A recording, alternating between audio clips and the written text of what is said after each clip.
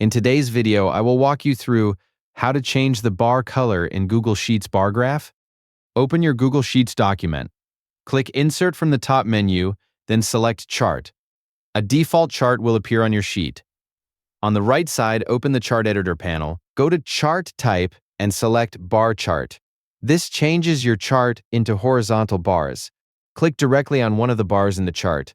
Make sure you double-click the colored part of the bar. The Chart Editor options will update on the right side. Find the Fill Color option in the Chart Editor. Click the color box next to it. A color palette will appear. Choose a color from the palette or enter a custom hex code. The bar color will change immediately after selection.